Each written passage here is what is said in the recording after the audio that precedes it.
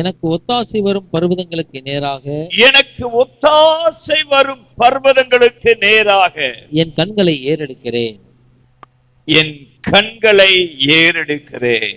அல்லேலூயா, அல்லேலூயா, அல்லேலூயா.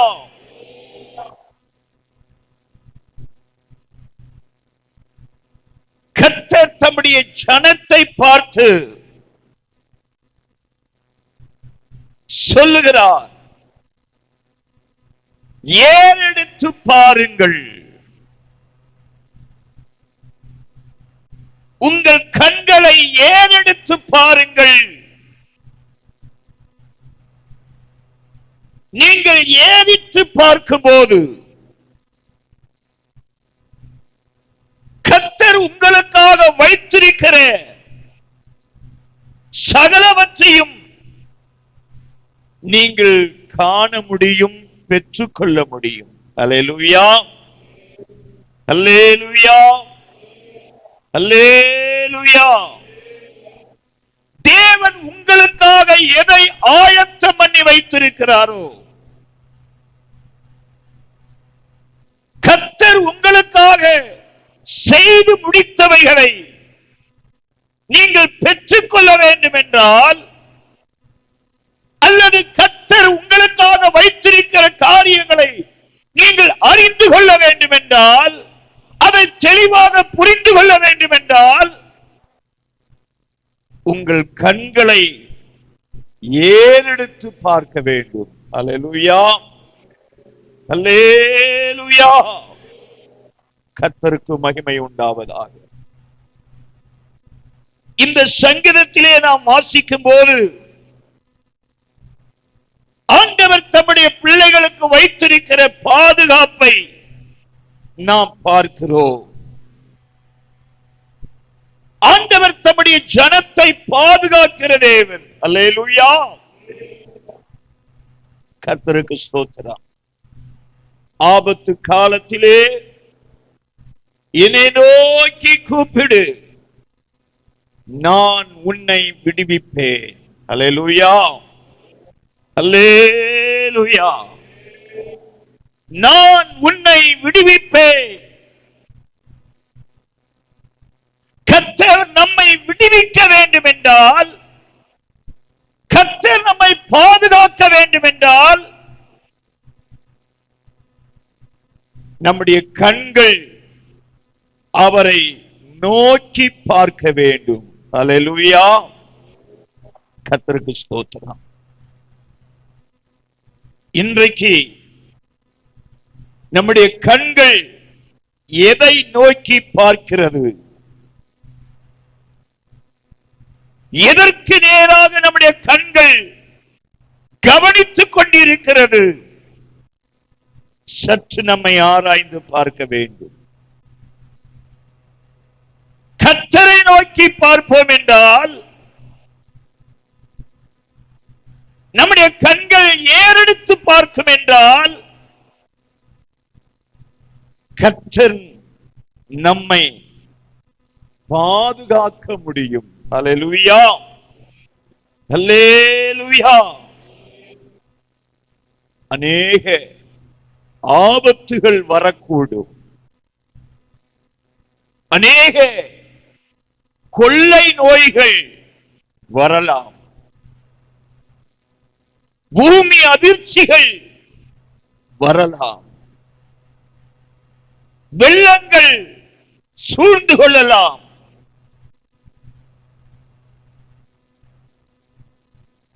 பல பிரச்சனைகள் உன்னை சூழ்ந்து கொண்டு வரலாம். பல எதிர்ப்புகள் உனக்கு விரோதமாய் வரலாம். பல பலவீனங்கள், பல வியாதிகள்.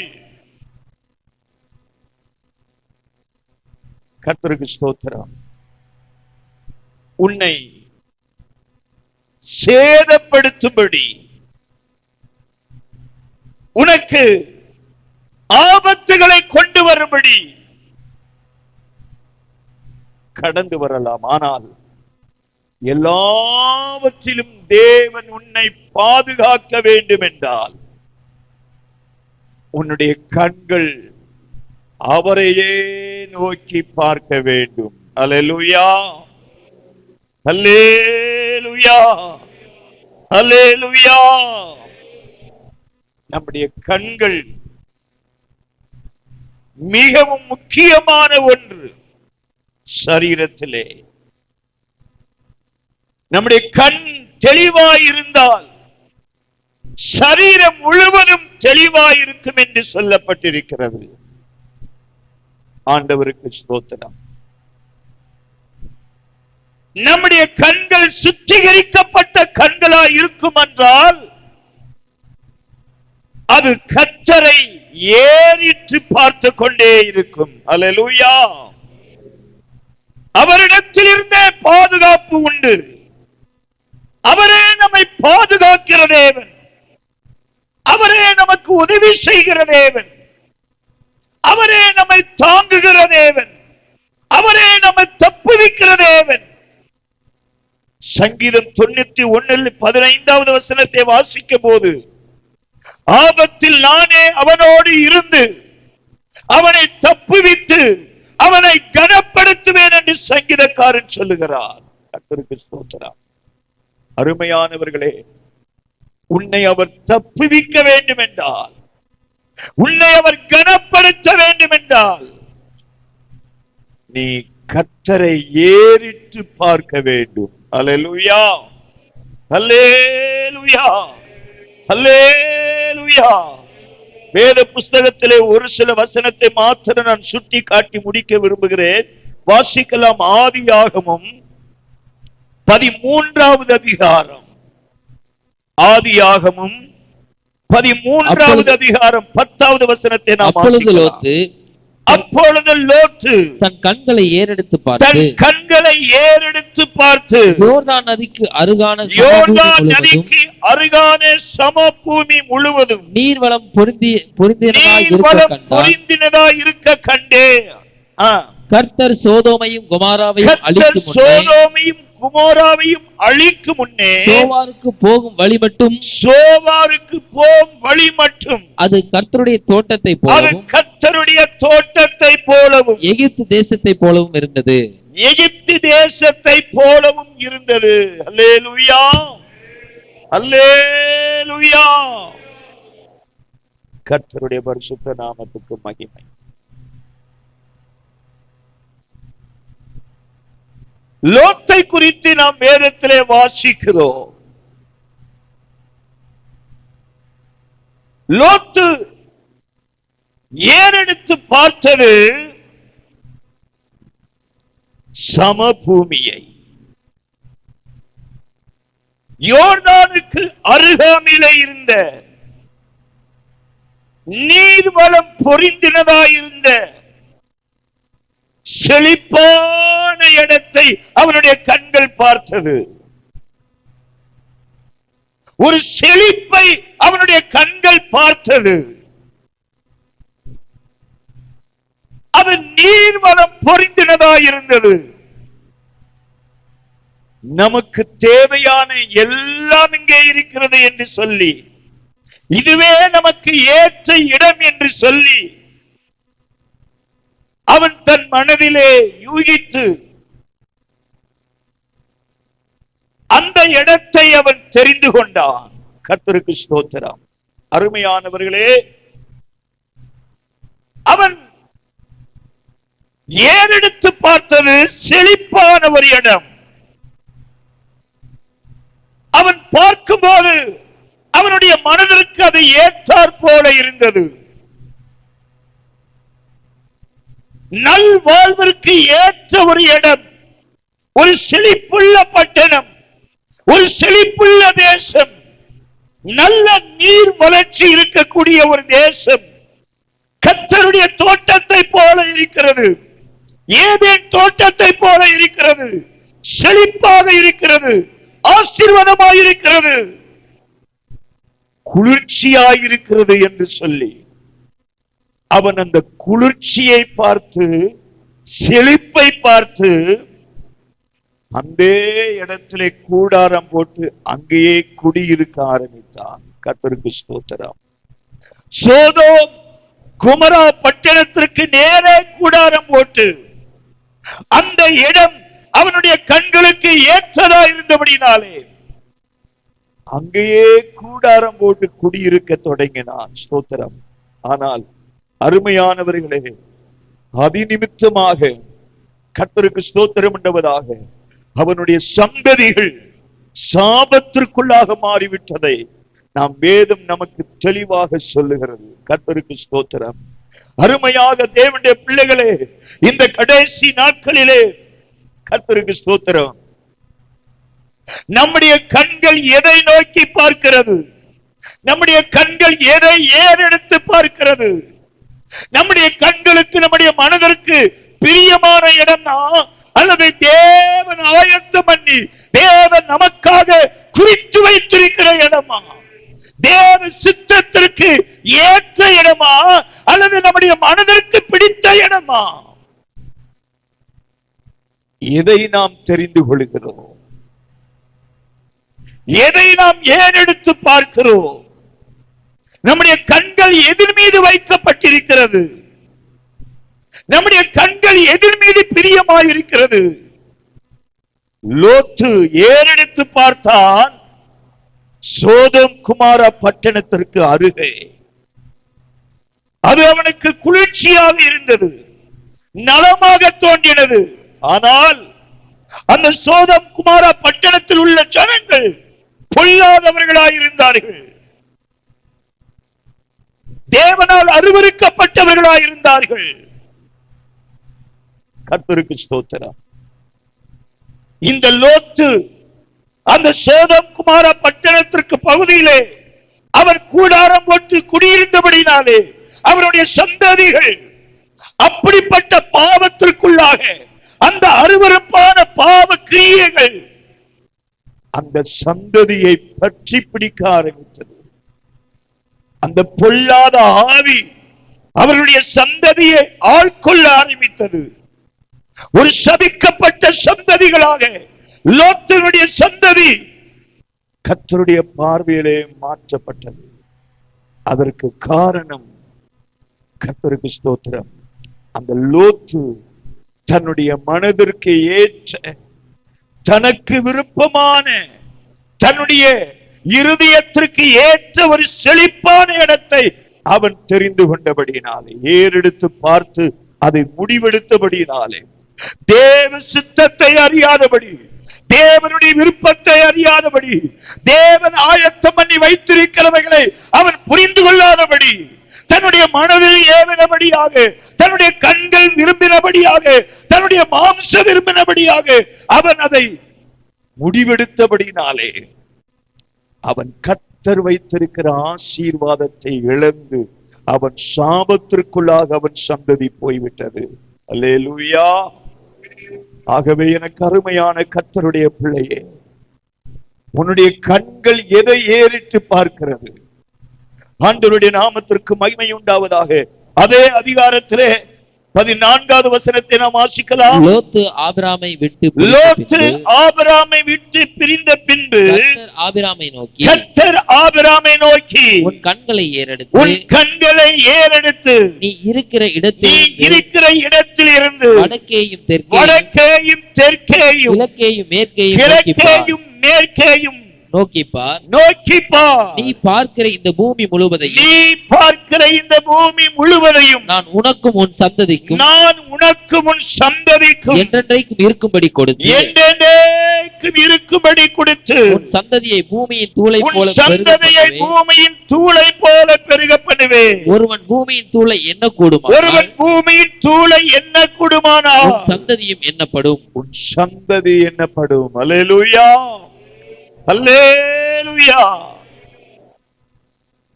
லோத்து ஆபிரகாமை விட்டு பிரிந்து போனதற்கு பின்பாக கர்த்தர் ஆபிரகாமை பார்த்து ஆபிரகாமுக்கு கர்த்தர் சொல்லுகிறார், நீ இருக்கிற இடத்திலே சுற்றிலும் உன் கண்களை ஏறெடுத்து பார். 4 திசைகளும் நான் உனக்கு ஆயத்தம் பண்ணி வைத்திருக்கிற இந்த 4 திசையிலும் நான் உனக்காக முன்குறித்து வைத்திருக்கிற, நான் உனக்காக ஆயத்தம் பண்ணி வைத்திருக்கிற ஆசீர்வாதங்களை நீ பெற்று செல் என்று கர்த்தர் ஆபிரகாமுக்கு சொல்லுகிறார்.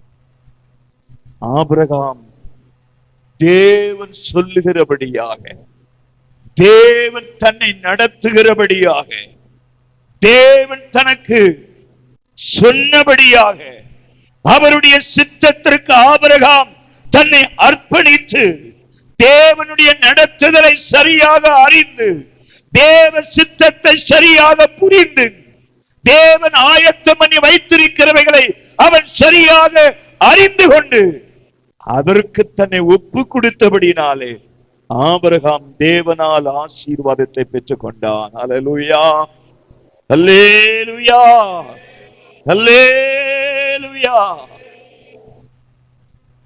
ஆபிரகாமை கர்த்தர் அழைக்கும் போது நீ உன் ஜனத்தையும் உன் இனத்தையும் உன் தகப்பனுடைய வீட்டையை விட்டு புறப்பட்டு நான் உனக்கு காண்பிக்கும் தேசத்திற்கு போ என்று சொல்லி கர்த்தர் ஆபிரகாமை அழைக்கும் போது போகிற இடம் இன்னதென்று அறியாமல், அது எவ்வளவு தூரம் என்பதை தெரியாமல், அதை சரியாக தேவ நடத்துதல் என்பதை அறிந்து, தேவ சித்தம் என்பதை அறிந்து, தேவன் தனக்கு ஆயத்தம் பண்ணி வைத்திருக்கிற இடம் என்பதை புரிந்து தேவனுடைய அழைப்பை அவன் ஏற்றுக்கொண்டு அதற்கு கீழ்ப்படிந்தான். தேவனுடைய அழைப்புக்கு கீழ்ப்படிந்து அவன் புறப்பட்டு போனபடியினாலே யாரை விட்டு பிரிய வேண்டுமோ, யாரை விட்டு புறப்பட வேண்டுமோ, எங்கே இருந்து புறப்பட வேண்டுமோ அங்கே இருந்து அவன் புறப்படுவதற்கு, அங்கே இருந்து விட்டு போவதற்கு, விட்டுவிட வேண்டியவைகளை விட்டு விடுவதற்கு, புறப்பட்டு செல்ல வேண்டிய இடத்திற்கு அவன் புறப்பட்டு செல்வதற்கும் அவன் ஆயத்தமாய் தன்னை அர்ப்பணித்தான். அல்லேலூயா, அல்லேலூயா, அல்லேலூயா. தேவன் ஆயத்தம் பண்ணி வைத்திருக்கிறவைகளை கர்த்தருடைய ஜனமே நீ பெற்றுக்கொள்ள வேண்டும் என்றால் உன் கண்களை ஏறெடுத்து பார்க்க வேண்டும். அல்லேலூயா, அல்லேலூயா, அல்லேலூயா. ஆபிரகாம் கர்த்தர் வைத்திருக்கிறதை அவன் பெற்றுக்கொண்டான். காரணம் தேவனுடைய நடத்துதலை அறிந்து கர்த்தருக்கு கீழ்ப்படிவதற்கு தன்னை ஒப்பு கொடுத்தபடினாலே. கர்த்தருக்கு ஸ்தோத்திரம் பண்ணுவதாக. தேவன் வைத்திருக்கிற ஆசீர்வாதங்களை ஆபிரகாம் தன் வாழ்க்கையிலே பெற்றுக்கொண்டான். அல்லேலூயா, அதை சுதந்திரித்துக் கொண்டான். இன்றைக்கும் அருமையான கர்த்தருடைய ஜனமே, இந்த வசனத்தை வார்த்தையை கேட்டுக் கொண்டிருக்கிற உன்னுடைய வாழ்க்கையிலே கர்த்தர் உனக்காக ஏற்படுத்தினவைகள் ஒன்று. கர்த்தர் உனக்காக ஆயத்த பண்ணினவைகள் ஒன்று. ஆனால் சாத்தானோ உன் கண்களுக்கு இன்பமானவைகளை, உன் மாம்சத்திற்கு இன்பமானவைகளை, கர்த்தருக்கு ஸ்தோத்திரம், உன் இருதயத்திற்கு பிரியமானவைகளை சத்துரு உனக்கு காண்பித்து உன்னை வஞ்சிக்கும்படி தேவன் ஆயத்தம் பண்ணினவைகளை நீ பெற்றுக்கொள்ள விடாதபடி தேவன் உனக்காக ஹல்லேலூயா வைத்திருக்கிற ஆசீர்வாதங்களை, மேன்மையை நீ சுதந்திரித்துக் கொள்ளாதபடி கர்த்தருக்கு ஸ்தோத்திரம். அது உன் கண்களுக்கு குளிர்ச்சியாக இருக்கலாம், கர்த்தருக்கு ஸ்தோத்திரம், சந்தோஷமாக இருக்கலாம், மேன்மையாக இருக்கலாம், கர்த்தருக்கு பிரியமாக இருக்கலாம். ஆண்டவருக்கு ஸ்தோத்திரம். அருமையான கர்த்தருடைய பிள்ளையே, ஆனால் தேவ சித்தத்தை அறிந்து, தேவ விருப்பத்தை அறிந்து, தேவன் உனக்கு ஆயத்த பண்ணினவைகளை சரியாக புரிந்து நீ செயல்படுவதற்கு நீ உன்னை அர்ப்பணிப்பாய் என்றால் தேவன் ஆயத்தம் பண்ணின ஆசீர்வாதங்களை நீ பெற்றுக்கொள்ள வேண்டும் என்றால் ஸ்தோத்திரம். கர்த்தரை ஏறிட்டு பார்க்க உன் கண்களை தேவ சமூகத்திலே அர்ப்பணிக்க வேண்டும். அல்லேலூயா, அல்லேலூயா, அல்லேலூயா, அல்லேலூயா.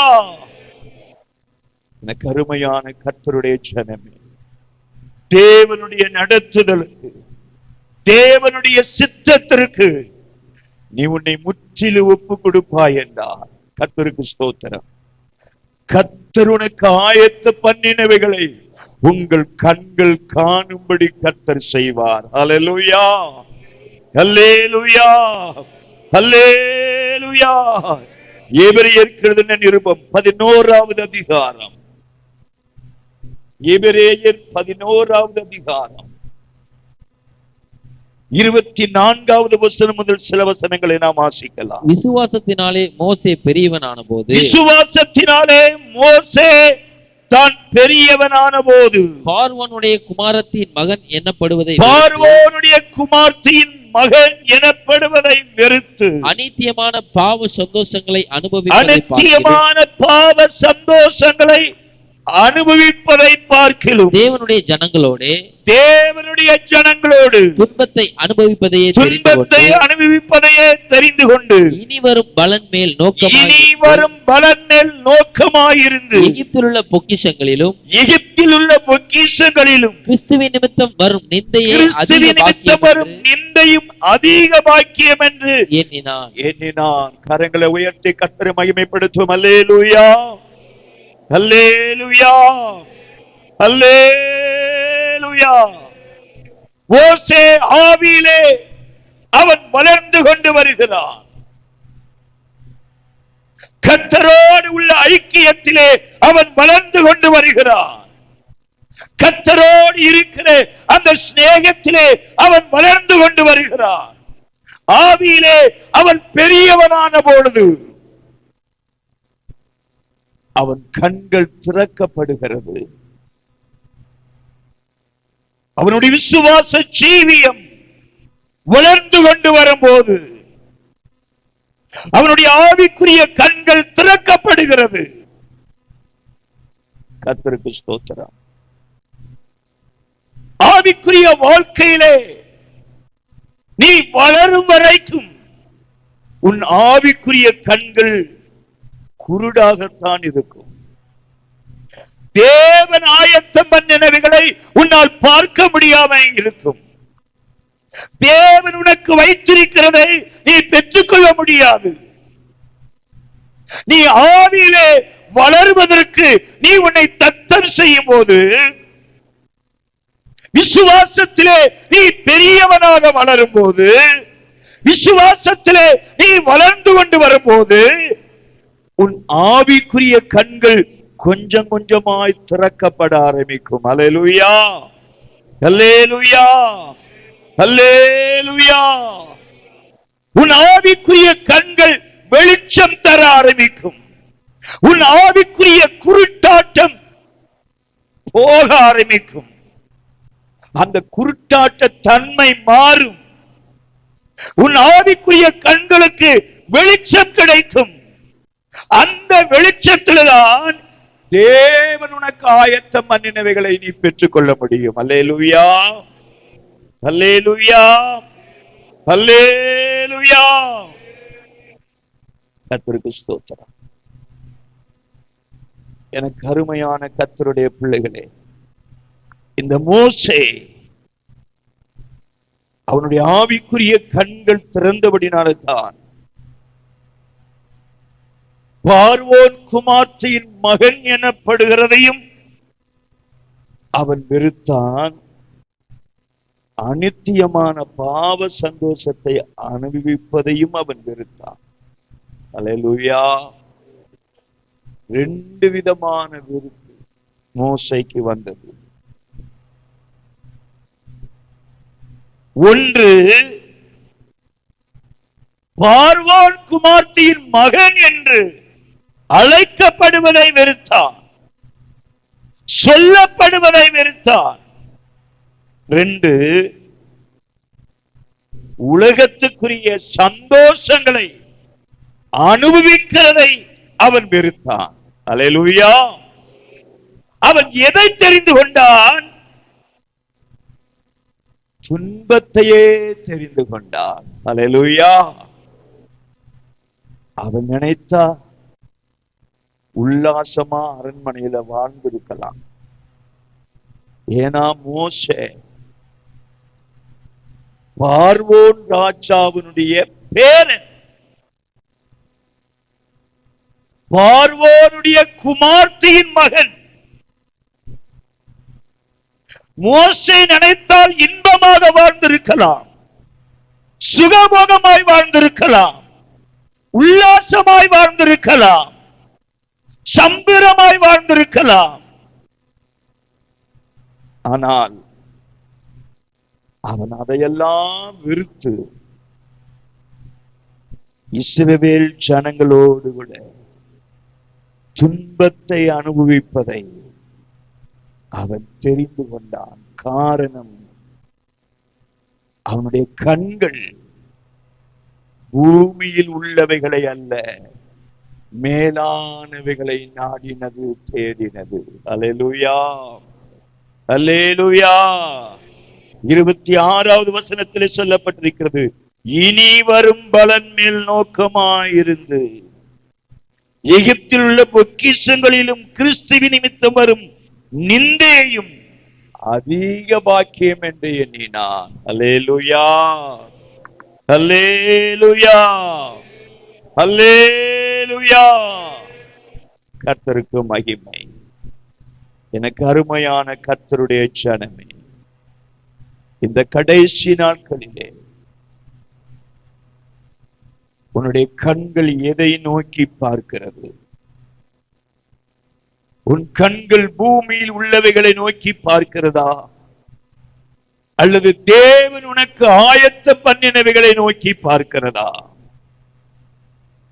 கர்த்தருக்கு ஸ்தோத்திரம். மோசேயின் கண்கள் தேவன் ஆயத்தம் பண்ணினவைகளை பார்த்தது. ஆகவே தான் அநித்தியமான பாவ சந்தோஷங்கள் எல்லாம் அவனுக்கு வெறுப்பாக இருந்தது. உலகத்திலே சுகபோகமாய் வாழ்வதை, இன்பமாய் வாழ்வதை அவன் வெறுத்து தள்ளினான். நான் துன்பத்தை அனுபவிச்சாலும் பரவாயில்ல, தேவ பிள்ளைகளோடு இருக்கணும். அல்லேலூயா. நான் கஷ்டப்பட்டாயிலும் பரவாயில்லை, தேவ ஜனத்தோடு நான் இருக்கணும், தேவ சித்தத்தை நான் செய்யணும். நான் பசியோடு இருந்தாலும் பரவாயில்லை, கர்த்தருடைய சித்தத்தையே நான் நோக்கி பார்க்கணும். கர்த்தர் எனக்கு வைத்திருக்கிறது எதுவோ அதுவே எனக்கு பாக்கியம். கர்த்தர் எனக்கு ஆயத்தம் பண்ணினவைகள் எவைகளோ அதுவே எனக்கு மேன்மை என்று தேவன் ஆயத்த பண்ணினவைகள் மீது அவனுடைய கண்கள் பதிக்கப்பட்டிருந்தது. இந்த மோசையின் கண்கள் அதையே நோக்கி பார்த்தது. இன்றைக்கு இந்த சத்தத்தை கேட்கிற உன்னுடைய கண்கள் எதை நோக்கி பார்க்கிறது?